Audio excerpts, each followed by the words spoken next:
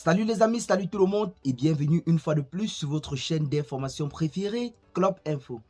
Aujourd'hui, on s'étape pour une nouvelle note d'information du côté du Sénégal.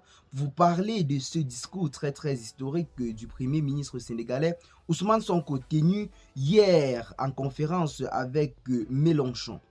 Eh bien les amis, depuis leur prise de pouvoir, l'on se rend compte que le programme de gouvernement promis au peuple sénégalais semble ne pas aller de pair avec leurs actes, notamment avec les nombreuses audiences accordées par ces derniers. L'on s'attendait à ce que après leur installation ou alors après leur élection, ils se précipitent pour rencontrer des personnes panafricanistes telles que le capitaine Ibrahim Traoré, le colonel Assimi Goïta et bien d'autres. Car rappelons-le, lors de leur campagne présidentielle, ils avaient pour slogan de vanter ces braves hommes qui ont pris leur courage à deux mains pour faire sortir le pays du néocolonialisme. Mais l'on se rend compte qu'après avoir été élus, les audiences accordées sont en quelque sorte plus ancrées ou alors plus dirigées vers des personnes qui ne semblent visiblement pas porter très haut des idéaux du panafricanisme. Nous avons par exemple cette audience accordée au président de la République de Côte d'Ivoire, son excellence Alassane Dramane Ouattara. C'est pas moi qui le dis, tout le monde le dit bel et bien ici sur les réseaux sociaux que le président ivoirien Alassane Ouattara se présente comme celui-là même qui porte très haut les idéaux de la France-Afrique du côté de l'Afrique en général ou alors du côté de l'Afrique de l'Ouest.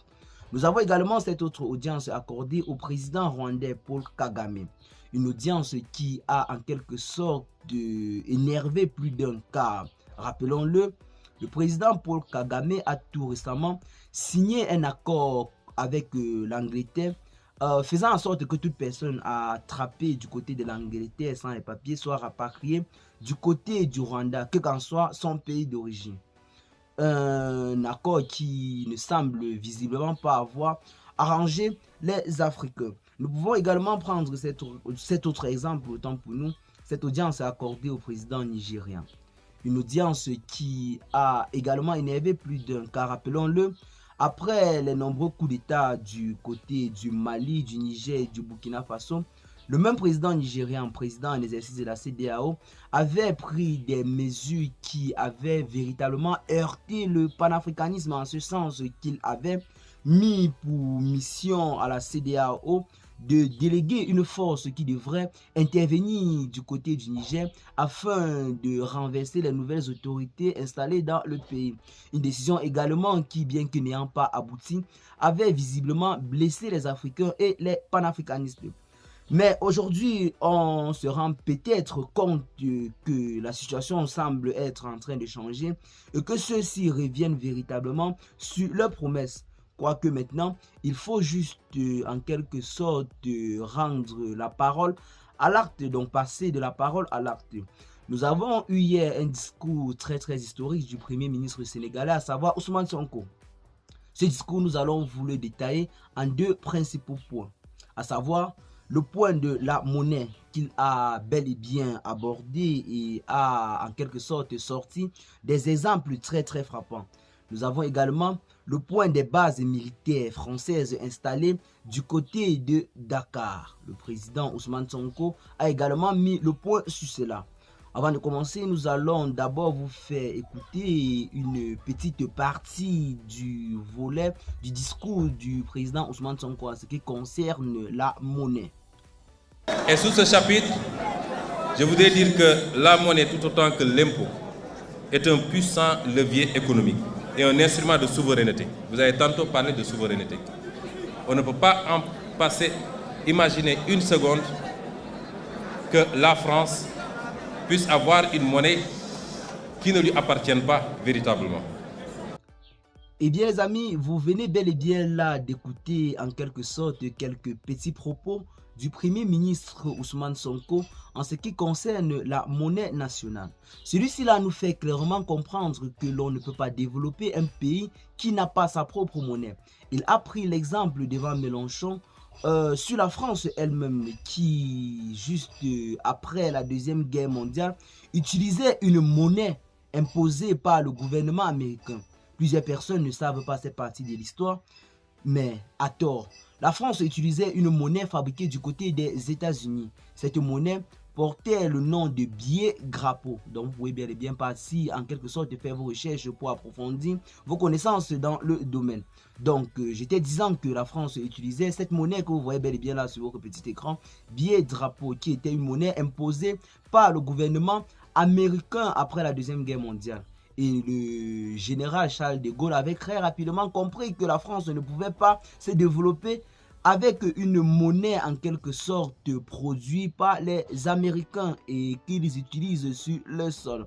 C'est une phase très décisive dans le combat mené en ce moment du côté de l'Afrique tout entière et dans les colonies ou alors les anciennes colonies françaises qui jusqu'à aujourd'hui restent toujours prisonniers et esclaves du franc CFA.